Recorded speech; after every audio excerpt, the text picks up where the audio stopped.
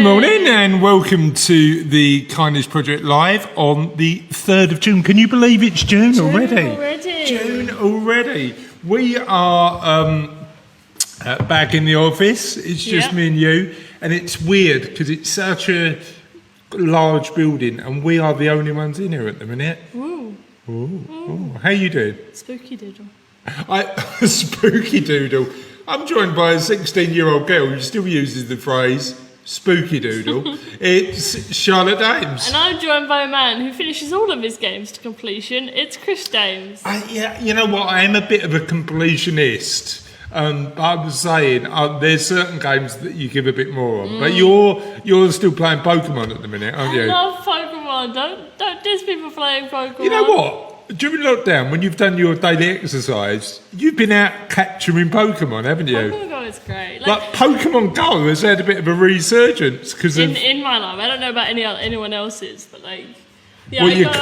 Huh? What you caught? Lots of stuff. Right. I've hatched a lot of eggs as well. Okay, that means nothing to me. Well, I've never played Pokemon, so basically, when you go to a Pokestop or a gym, you can spin the thing and it will give you items, and sometimes it gives you eggs, and you put them in the incubator and you have to walk a certain distance to make them hatch. Are you getting any of this? Genuinely, anybody watching, do you know what's going on with Pokemon?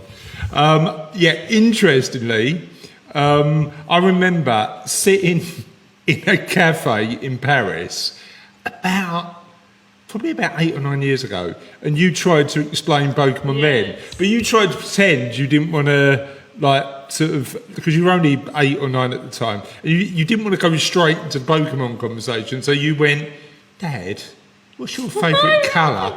And then I went, I know, blue, and you went, you're a water Pokemon. I thought I was a bloke trying to enjoy a glass of wine without an 8-year-old yabbering in my ear about Pokemon. That was the time I spent a lot of time on the Pokemon website, studying the Pokedex. So unofficial, we'll get on to the question of the podcast in a minute, but unofficial question of the podcast is, what was the last thing you were obsessed with? What was the last thing, and I think we'll make that the next official question of the podcast, what was the last thing that you really got into in a big way? What did you get into and really enjoyed getting into in a big way? It's not just Pokemon Go I'm playing, it's also Pokemon Masters, which is another app. Okay. How many games has Pokemon got? There's about 1 million of them, isn't there? Yeah, there's loads. You've not only got the main series, which has, the parallel games I was talking to you about earlier. Welcome to the Kindness Project Pokemon edition. And then it's also got the Rangers game and the Mystery Dungeons games and the apps. Okay. Thank you for that, Charlotte, Pokemon education. Yeah. You are still watching the Kindness Project. Yeah. I want to talk about the visual question of the podcast, which was yours today, wasn't it? They're usually mine, and then you adapt them, and then... True. I haven't adapted this one, so do you want to share it? Okay, so it should still be the same as it is on my Word document. So, if they made a reality show about your life, what would it be called? What would it be called? Yeah. So, reality show, it's your show, you're the star. What are they going to call it? And where can people get in touch with us? Okay, so if you're currently watching this, welcome to our Facebook page, guys. If you're not currently watching this, you're listening to this, which is great, because that's how this started. That's our original format. It was still going strong. 120 odd episodes in. Okay, so if you want to find our Facebook page, you just have to search the Kindness Project podcast in the Facebook search bar. There's one in Google as well, and if you search the same thing, we should come up at the Just top. search Kindness Project, we're there. Yeah, Twitter, I was going to say Instagram, but Twitter and Instagram is the same. It's at Honor Kindness, and our email is that is with a H, by the way. But for 2 years, Charlotte's been unable to pronounce the H for some reason. It's at Holla Kindness, isn't it? Okay. What is it? Well, Right, let's try again. Holla. It was a mistake the first 2 times. Now I just do it to wind you up. You do. 2 years that joke's been running. So at Holla Kindness, you can get in touch with us. You can email us at at thecarnageproject.co.uk. Again, that's holla, H with a H at the start. And anything else? Friends Reunited, MySpace. I think we had to get rid of those. Yeah. I think they got Ask hacked or Jeeves. Anything like that. I don't know. Can you find us on eBay? Oh, no, you can get Kindness Project merch if you wanted a Kindness Project t-shirt or polo or phone case or any of that sort of stuff. That's all available at www.thekindnesproject.co.uk/merch, and 100% of the money goes to the Chris Dames retirement. No, it goes to charity. So thank you for that. So what if you were to make a reality TV show for your name? What would it be called? Hi to Sandy who's watching. Hi to Steve. Hi to Russ. Hi to Barry. Hi to Alan, and hi to Lorraine. They're all watching live. We appreciate you tuning in. Shall we crack straight on with what? Well, the topics were supposed to be video games. So I've done my little rant. It's now your turn to talk about what video game you've been playing. I've got nothing to share, to be honest. I'm playing a game at the minute, but I'm just getting into it. And we do talk about video games quite a lot. I know, but so it's one of those things where we can actually talk about it and not kind of fumble through it and go... Okay, well, let's talk about Dave Forsythe Silver Linings. Okay. I do have one other topic. I've got what's the other topic? I'm just going to read you some riddles and see if you can get Go on and give me another riddle. Except I didn't pick them out very well because I wasn't wearing my glasses when I opened the page. So I don't actually know what's on this page today. 100 odd episodes in and still as shambolic as ever. Yes, okay. What can't... Sorry, on that website you're checking at the minute, it does say riddles for kids, doesn't it? That's under the normal riddles. All right, okay. But if you can't get this one, I will be using the riddles for kids. Can we start with the riddles for kids and then move up to the adult riddles? Okay. David's parents have 3 sons, Snap, Crackle, and what's the name of the third son?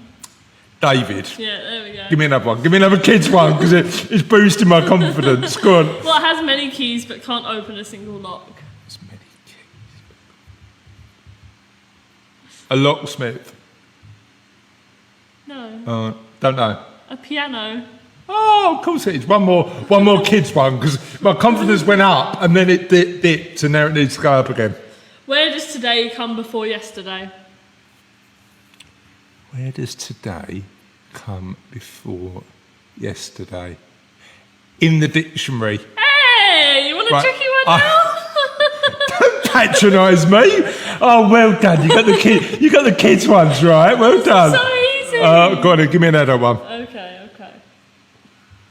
Let's use the bottom. Take your time. We love a bit of dead air on the Kindness What Project. can't talk but will reply when spoken to? Siri. She can talk. Alexa. Though. She can talk though. It's not really talking, is it? Program responses is still talking. I don't know whether that counts. What can't talk but can respond when Spoken to. a dog. No. He can respond when spoken to. Suppose. Suppose. That's not the answer I was looking for. What was the answer you were looking for? An echo. Maybe. Anyway, on that note, we might continue with the riddles. So it's fun watching you try and figure them out. But we might like, stay below the title that says kids riddles because I would seem to be a bit better than them at them. On that note, let's share Dave Forsythe Silver Linings. Yep. Today's Silver Linings is all about fundraising for the NHS, starting with food and drink. Scottish brewer Brewdog has launched a new beer with profits going towards making hand sanitizer for the NHS. Barnard Castle Eye Test Hazy IPA is available to pre-order online. Nice. Well done, Brewdog. I do love a Brewdog. I haven't had a draft beer, like a beer out of a pump, for months. I've never had one. And I never will. No. Oh, okay, fine. Actress Catherine Winnick has launched a fundraising burger. Winnick Wonder Burger is now available. Pick it up, Catherine. Winnick Wonder Burger is now available to buy on Uber Eats. Proceeds will go to supporting frontline workers. And Serious Toilet Tissues are also donating 100% of their profits to the NHS. the loo rolls are made with 100% recycled materials. And on that note, we've got some more of Dave's silver linings. I've scrolled up. That's a dance one. Let's have a look on here. Today's silver linings is Vogue has replaced the usual model on the front cover of their magazine with a train driver, a midwife, and a supermarket assistant. I was talking to Mum the other day about. Did you see what Banksy did? He did that mural for the hospital where all of the Superman and Spider-Man are in the box, and Batman and all that. Yeah. And the kids playing with the nurse. Yeah. I think one of the most positive things to come out of this lockdown period is a newfound respect for the people who look after us and care for us when we're not well. I mean, I think we should make sure we don't forget that. And a couple from Leeds have seen sales of their Shot in the Dark quiz game increase 1,000% during lockdown. I haven't seen this Shot in the Dark, so we'll have to take a look and maybe have a game on the next podcast. Right. And the game's designed for all ages and has become very popular for family gatherings on Zoom and on other apps. Nice. So that's what Dave Forsdyke is sharing to make him happy at the minute. What other good news stories have you got? Whoopsie Doodle. Whoopsie Doodle. Where did Whoopsie Doodle come from? No idea. It just came into my head once, and now it's just like. Go on then. Okay. After finding his African city missing from maps, Zimbabwe. Just imagine you get up Google Maps, and where you live isn't on Google Maps. That's got to be a bit of a shocker.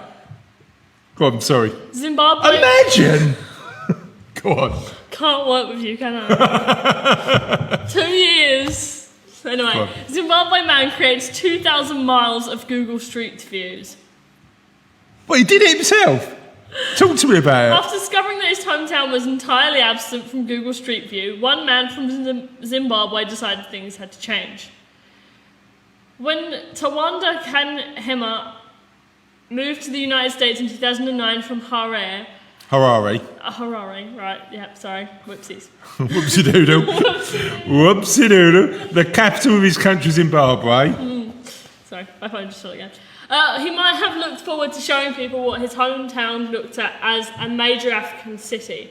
However, the self-described tech enthusiast discovered none of the streets and quarters of Harare, I hope I'm saying that right, I'm so sorry, were visible on Google Street View. You can imagine the disappointment of noticing your home city of 1.6 million people somehow didn't exist on one of the world's largest collection of digital maps. Kanhema also realised that his entire country was absent from Street View. Okay. He further learned that a bunch of other African countries were absent as well. When you look at Street View, you're looking at this mosaic of images that show how people live across the world, how people conduct commerce, how people get around. I found it quite jarring that a lot of the countries in the region were not on the map. Currently working in Silicon Valley, the Berkeley resident volunteered to help Google get eyes and boots on the ground in some of what Kanhema considered Africa's techno-neglected countries. After all, travellers from around the world might like to better plan their routes through these diverse states by seeing what they look like. He wound up borrowing a 360-degree camera through Google Street View loan program and using it in a car as well as on the end of a 4-foot rod attached to his clothing. His trip in 2018 included a safari through a national park, boating down the Zambezi River, shooting Victoria Falls, and traversing over 2,000 miles of roads in Harare and other cities. It put Zimbabwe on the map. I love it. Amazing story. And it sounds like he had connections to Google already, but I assumed that, and probably incorrectly, that Google Maps covered everywhere in the world. But there's got to be places that they just, haven't done. Down giant holes. Down giant holes? Yeah. Surely those giant holes would just be a bit dark. So all you'd get on Google Maps is just black. What about caves? Some caves, yeah. Caves with fairy lights. I'm assuming, Charlotte, that your man there felt ignoring a city of 1.3 million people was a bit. 1.6. I'm sorry, 1.6, even worse. Was a bit more fundamental than having a shot of a cave. I don't know. I mean, maybe your man's thinking, you know what I need to do now? I need to map out all the caves. Ignore the people, where the people live, and actual streets. But, no, with the people now. Off we go. We're going to do caves. We're going to cave it. Next, what have we got next? EU plans to raise $22 billion annually to protect 30% of land and oceans for biodiversity. Okay. The European Commission has made a concrete pledge to enshrine 30% of the EU's land and oceans as protected zones by 2030. To reach this end, they plan to raise 20 billion euro every year for the next 10 years from private and public sources, both the EU Climate Fund and national budgets. The EC believes that recovery from COVID-19 with biodiversity in mind will be key to restoring the health of both the environment and the economy. Yeah, I think one of the things that might be interesting as we come out of this is the fact that maybe we will be focusing a bit more on sustainability of economic and environmental, and having a bit more focus on that. Just to mention him, because I've just mentioned, morning Trev, hope you're doing well, mate. Do you want to say morning, dudes? Morning, dudes! So we really appreciate that. Morning, dudes! That was 11 And minutes ago. Andrew Berwick has answered the unofficial obsession question of the podcast. He's obsessed with quadcopters at the minute. You know what, right? Weirdly, Sophie got a drone, didn't she? Do you remember? She got a drone. Is that not the one you guys broke? Well, literally, I took it round the back where our county park is. The first flight I got it up, it crashed into a tree and never worked again. But I got really excited about having a drone. I mean, it was only a cheap kids one, but it was like... It's a drone. It was a drone, yeah. That's quite cool. I'm quite enjoying my wildlife photography. You are at the minute, aren't you? Yeah. Can you act like you're interested in it, or was Sorry, that more a complete contemplative, like, sort of thought? I was thinking about going wandering and taking pictures of butterflies. Funny enough, Trev, you need to have a chat with Trev because his nature photography is a bit amazing as well. Have you got another? Yes. This nurse didn't just create a replacement N95 mask. Hers filters more. Okay. As 28... God, I'm butchering that. That sounded Tommy Austin made her way There we go. around the COVID-19 unit in early April. She worried about how long her nurses were going to have the supplies they needed to protect them from the virus. Her San Antonio, Texas hospital was well stocked, but with a surge of cases expected in May, the senior vice president and chief nurse executive worried whether there would be enough N95 masks, especially with every hospital in the world seeking them. Then do you remember what a late husband always said? If you can't find something and you can't buy something, you make something.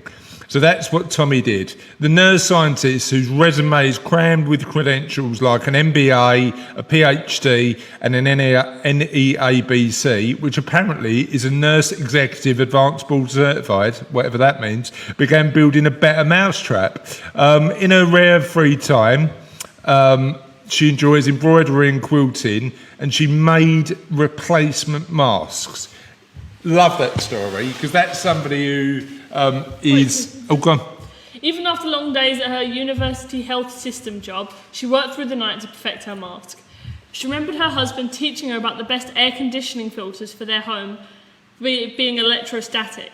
They were worth the higher price because they carry a charge that zaps more gunk from the air.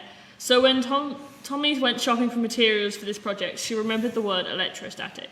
At about $25 each, she bought 3 different filter models, cut through their paper and wire frames and got to work. Her biggest challenge was getting the mask to fit snug over the nose and mouth, but not so tight that it would damage the skin and still have to leave room for carbon dioxide to escape. For more than a week, she came home from work and tinkered practically all night. Her initial $300 purchase was supplemented by another $2,000 worth of gear. As she closed in a prototype, she struggled with the final piece of the comfort safety puzzle. Then she extended the fabric on the nose and completed that extension. Voila. Voila. More air pocket, no added bulk. It only took her 10 days to design the TM 2020, and it only took 24 hours and a local news story for it to become an internet sensation. But the next day, her mask had been showcased by Fox News and the New York Post. I know it's not a sort of fundamental thing for a mask, but quite an attractive design. Yeah. I know that's like sort of not the actual job, but yeah, quite good. Look at some of these; they're quite pretty. They're funky, yeah. I do like a funky masks. Okay, so that's now that we're done. That's sorry, we're just admiring the masks on another screen. So that's what's going on in the world in terms of good news happening, and certainly I need a lot of positive news right now because there's a lot of rubbish going on in the world. Let's not deny that. And certainly Charlotte and I will speak for myself, and you can say this. Certainly abhor some of the racist behaviour we're seeing at the minute. So just wanted to say that. Answers to question of the podcast. So let's talk about them. We only posted it this morning. Now, some of the don't worry. Some of the questions of the podcast do gain imagination, and this one has gained a bit of imagination because people seem to quite enjoy it. Do you want to remind people what the question of the podcast was? Okay, the question of the podcast was, if they made a reality TV show about your life, what would it be called? I was looking at the Facebook ones, but you have turned the page off. Well, let's do the Twitter ones first. Chris Budd, friend of the show, ex-guest? No, previous guest. We might have him on again. He'd call his reality TV show career. What career? Phil Billingham would have his one called "Are You Sure You Meant to Do That?" London Money said, "Why don't you just switch off your television set and go do something less boring instead?" Now that is from a show, you won't remember it, called Why Don't You, right? And that was a show that was on, we're going retro again, that was a show that was on in the 80s that was just about, it was in the summer holidays, and it was just about kids going out and doing stuff instead of watching telly. Dennis Hall would call his one "Move Along, Nothing to See Here," and Charlie Goodman would call his one "Kids, This Is What Happens When You Don't Pay Attention in School." In addition to that, we had Guys, you have a separate tab open. We had a few more. Steve Stewart said very much. He'd called the title of his show very much like his school report. And I think he's saying the title of the show would be very much like his school report. Could have done better. Trevor Robinson would have called his reality TV show MASH. Vitus Sack says Snakes and Ladders. Louise McNamee said The Real Bridget Jones. Andy Furno would call his show Needless. This is a nickname I got along the way because I procrastinate and spend time doing needless things when I should be doing the things that need doing. Hope you're all well. Hope you're all well, Andy, friend of the show. Keep doing those needless things. Yeah, they're fun as hell. You're doing good work. Dave Forsdyke would call it The Man Who Can't Sit Still. Sarah Sutherland said, that'll do. And Tracy said she'd call her one Be Kind. Aww. And that, my friends, is the end of another Kindness Project podcast. Yes. Hope you have You're not skipping out on me. Hope you have a. You're done. Hope you have a lovely Wednesday. Hope you have a lovely Wednesday. The good thing about doing this from the office is Charlotte's now on a roller chair, so it's quite easy to push her out of the way. And on that note, this is the end of another podcast. No, I have a good one today. Go on then.